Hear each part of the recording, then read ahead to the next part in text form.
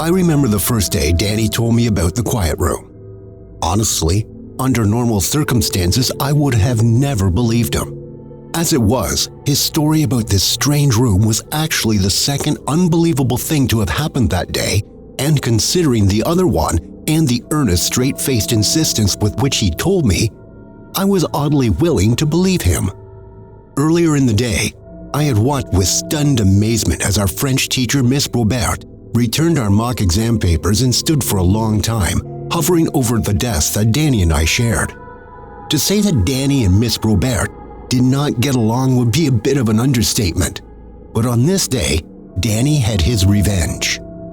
Miss Robert was the whore of Morton High School, a hideous bully of a woman who clearly hated children and should never have been allowed into the teaching profession in the first place. She terrorized her classes into obedience by shouting and operating with a level of strictness usually reserved for military academies. Danny, on the other hand, was a perfect target. To say that Danny wasn't smart would be a lie. At times, he could be brilliant, showing flashes of the great potential that his alcoholic father had managed over the years to stifle. It was a repeating pattern. We'd start the term, a new class at school, or some new topic, and for the first week or so, Danny would absolutely excel.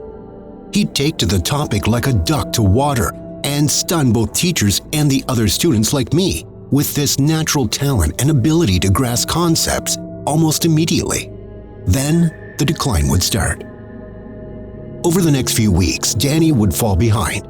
He'd be late with assignments, withdrawn and distracted in class, producing virtually no work and virtually nothing of note in examinations. This outright refusal to complete homework and coursework assignments, coupled with the fact that he seemed to have fallen so far behind in class that he might as well have not been there, made him a perfect target for Robert's frustration, and it was very rare that a lesson went by without her screaming at him about his lack of progress, as if by increasing her volume and level of aggression, she would somehow get him to work harder. Of course, she didn't. Thinking back on it now, knowing about all the safeguard protocols that are in place at schools, it's criminal that nobody thought to ask Danny why this pattern repeated itself over and over, nor why on occasions Danny would turn up for class unkempt and unwashed, covered in bruises and abrasions, or looking painfully thin. During that time, the only person who ever asked these questions was me. The answer was always the same: Danny's father. Mr. McCabe, whom I'd only met once, was a known alcoholic. This much I already knew. What I didn't know until that day Danny told me was that he lived alone with his dad, and that when he was drinking, he was hideous and violently abusive. On most nights after school, Danny would walk in from school and be forced by his father to go downstairs into the basement and remain locked in down there all night until the following day. Danny's father would make him leave his school bag upstairs, meaning that he could not study.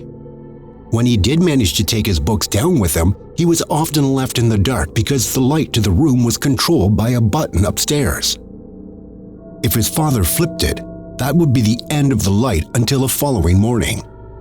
Under such circumstances, it's surprising Danny even remained sane, let alone did any schoolwork. The basement had no running water, no toilet, and no bedding. Danny often slept on the cement floor. He had learned to wash himself at school and to ensure that he ate enough or took food down with him before he got home. Over a period of time, he'd learned to sustain himself down there, smuggling items like candles, a small stove, bedding, and a wash basin down the stairs when his father wasn't looking or was passed out drunk. He also kept the place fastidiously neat in an attempt to cope with his situation. Danny told me about this room and about the abuse the day we got our results back. Miss Robert threw down my paper contemptuously and then stood over our desk for a long time before slowly placing down Danny's paper. I don't know how you did this, but I will find out, and when I do, you're finished at this school. The only thing worse than a lazy boy is a cheat. Danny said nothing, but when I glanced over at his paper, I saw that the mark written on top in blood red ink was an A+. The only time Danny or anyone else in the class had ever even gotten that mark. That wasn't all. Not only had Danny answered all the questions correctly, he had taken the time to translate every one of the questions and tasks, the instructions for which were written in English into French, and had written an additional short story about a boy and a witch on the back of his exam paper in perfect French, just to pass the time. Somehow he had gone from being well behind in the class to being entirely fluent. It was a miracle, one I had to ask him about. It was then that he told me about the basement, his abusive father, and the quiet room. Danny explained that one night around a year ago, he had been looking as usual in the basement, lit by candles he had smuggled down there in the pockets of his school pants. He had shifted a set of shelves pressed up against one wall to see if he could construct a makeshift bed from them. When he moved them, he found that someone had drawn the outline of a door in chalk on the wall. This chalk door had been concealed from view by the shelves. At first, Danny thought nothing of it, but whilst mopping the area from which he had moved the shelves, Danny always swept and mopped his basement hovel in an attempt to make it habitable with the broom and mop that had been left down there. He propped the mop against the wall where the chalk drawing was and watched in stunned amazement as it fell right through it. One end, he said, was in the basement. The other was somewhere else. Fascinated and excited by the idea that what appeared to be a wall clearly wasn't, Danny touched around the outside, solid wall. Within the chalk frame, though, his fingers went through what appeared to be wall into nothing. The following evening, Danny conducted an experiment. He had noticed something strange about the mop that had fallen through. Before it dropped through, the whole handle had become wet because my hands were wet, he said. When I took the other half out, the top was still wet, whereas the bottom half of the handle was dried. It gave me an idea. Danny decided to use an apple. He cut it in half and placed one half in the basement next to the wall. The other he shoved using the end of the broom into whatever the area beyond the chalk door was. With unbelievable patience, he then waited 10 days. The apple in the basement oxidized, turned brown, and began to rot. When he retrieved the other half, it was still perfect, which confirmed to Danny what he had suspected. Whatever the space beyond the wall was, time ran slower in there. Telling nobody about his discovery, Danny decided that he would take the plunge and conduct the first exploration of this space beyond the wall. With a bravery I don't think I could have mustered, he stepped through the chalk door to see what it was on the other side. What he saw was just a vast white expanse, completely blank with no walls. Danny remained in the white space, perfectly still for exactly half an hour by his watch, then stepped back through. To his surprise, when he checked the clock on his phone, which he had left in the basement, only 30 seconds had passed. The next day, he decided to go a little further into the white space. The day after, a little further, and each day further and further still.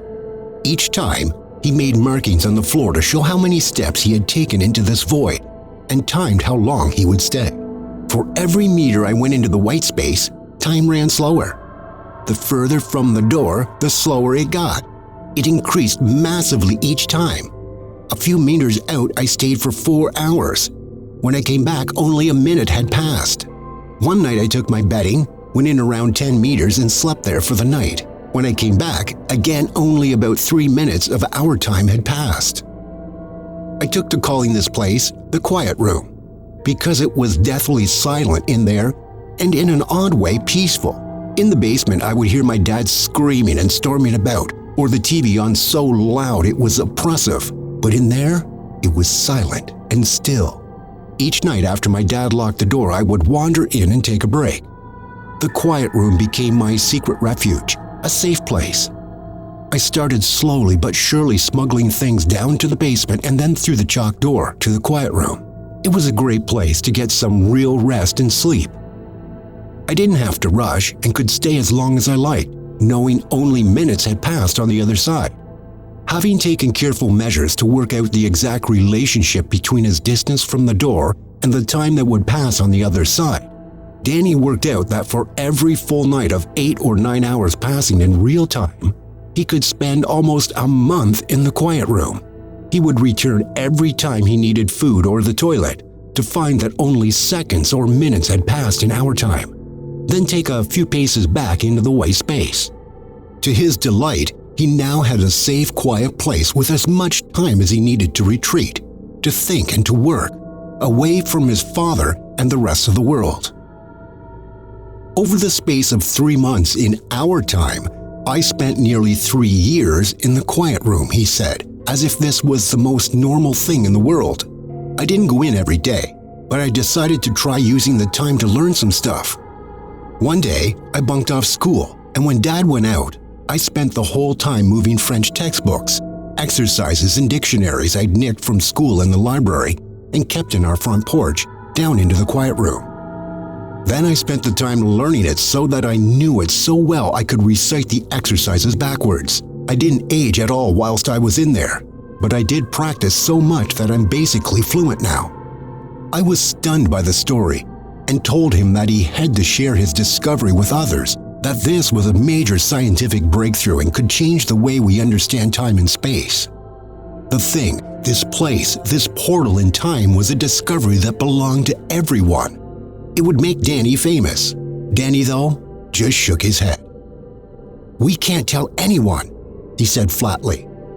"The place isn't there anymore." When I asked him what he meant, he told me that he had removed the chalk door from the wall and that now all there was in the basement was a piece of hard brick, just like there should be.